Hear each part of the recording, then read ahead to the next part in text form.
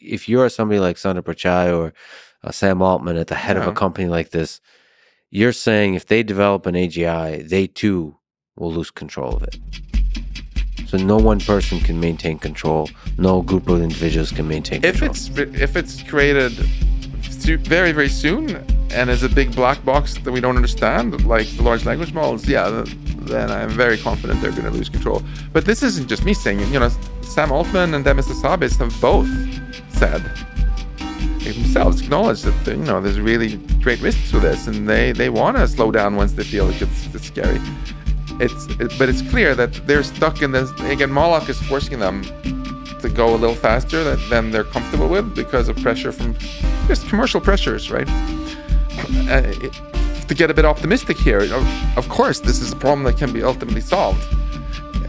To win this wisdom race, it's clear that what we hoped that was going to happen hasn't happened.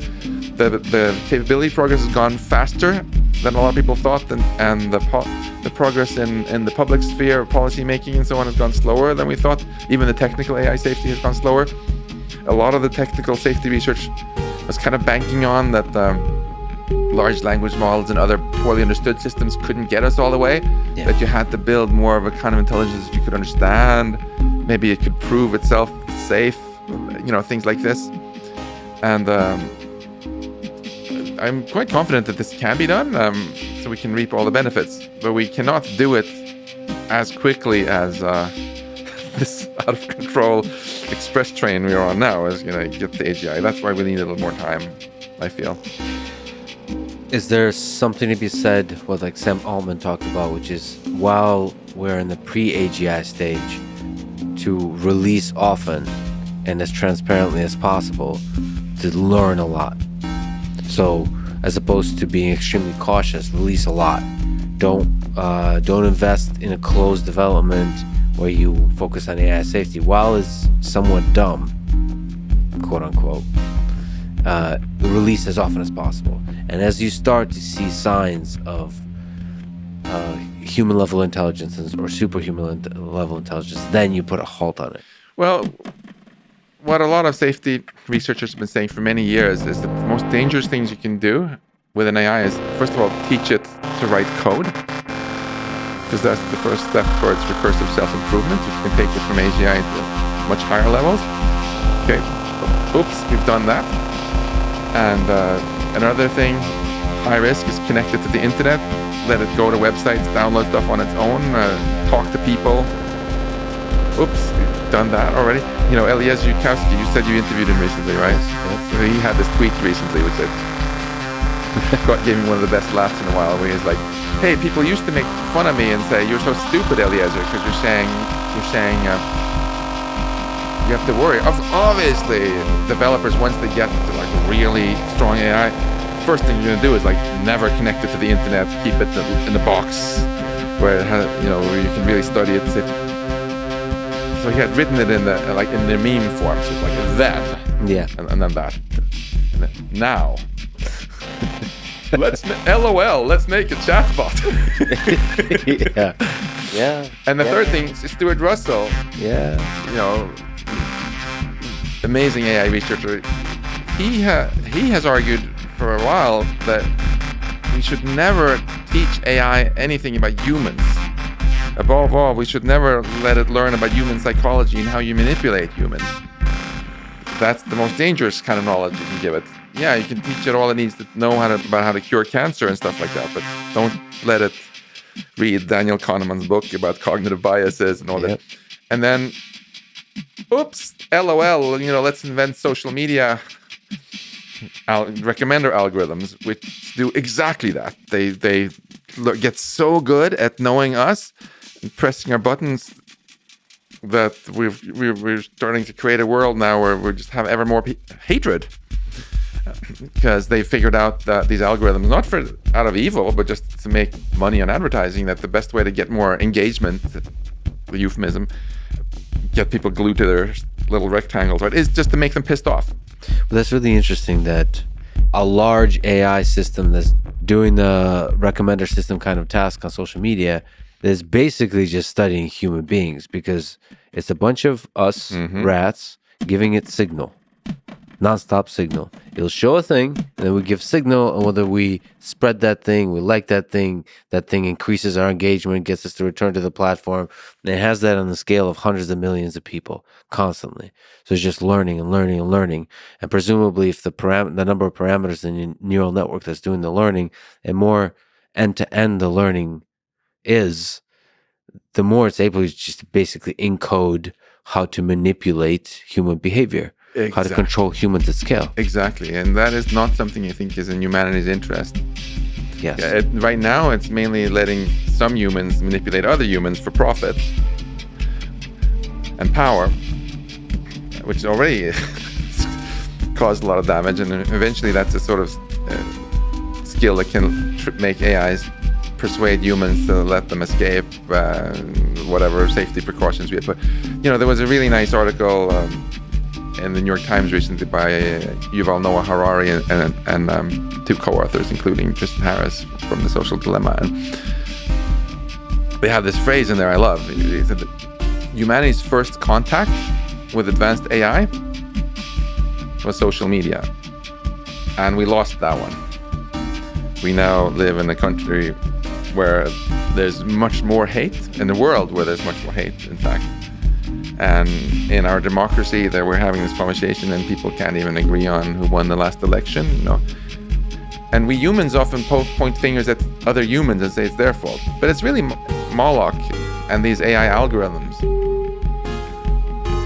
We got the algorithms, and then Moloch pitted the social media companies against each other, so nobody could have a less creepy algorithm, because then they would lose out on revenue to the other company.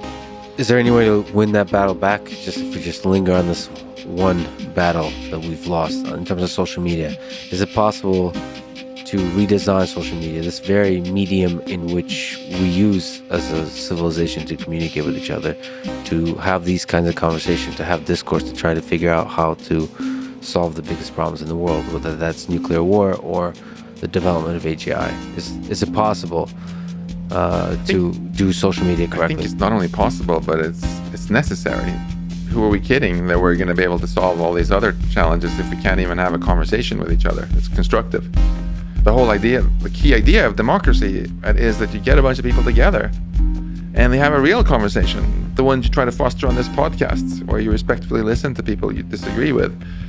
And you realize, actually, there are some things, some common ground we have, and we both agree, let's not have a nuclear war, let's not do that, et cetera, et cetera. We're kidding ourselves thinking we can face off the second contact with ever more powerful AI that's happening now with these large language models, if we can't even have a functional conversation in the public space. That's why I started the Improve the News project, improvethenews.org. But I'm an optimist fundamentally in there is a lot of intrinsic goodness in people, and that what makes the difference between someone doing good things for humanity and bad things is not some sort of fairy tale thing that this person was born with the evil gene and this one was not born with the good gene. No, I think it's whether people find themselves in situations that bring out the best in them or that bring out the worst in them. And I feel we're building an internet and a society that brings out the worst. But it doesn't have to be that way. No, it does not. So it's possible to create incentives, and also create incentives that make money. They both make money and bring out the best in people. I mean, in the long term, it's not a good investment for anyone, to have a nuclear war, for example.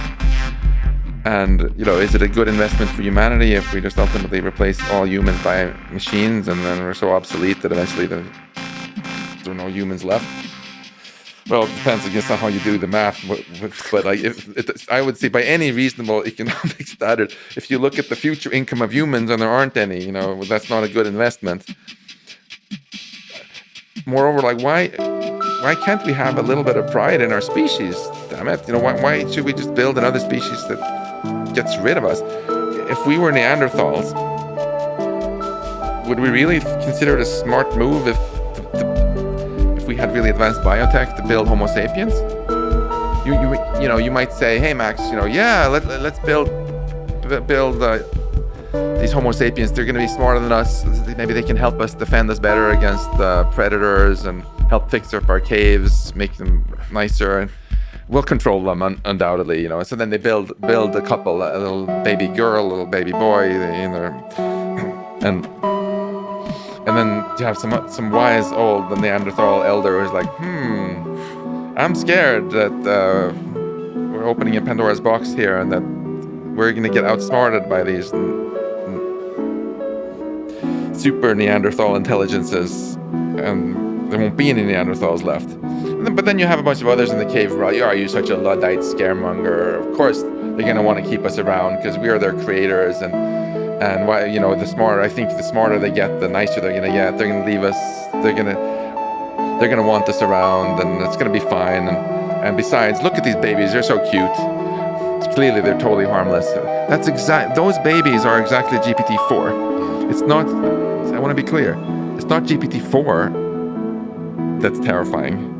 It's that GPT-4 is a baby technology. And Microsoft even had a paper recently out with a title something like "Sparkles of AGI." Well, they were basically saying this is baby AI, like these little Neanderthal babies. And it's going to grow up. There's going to be other systems from the same company, from other companies. They'll be way more powerful, but they're going to take all the ideas from these babies. And before we know it, we're going to be like those last Neanderthals who were pretty disappointed when they realized that they were getting replaced.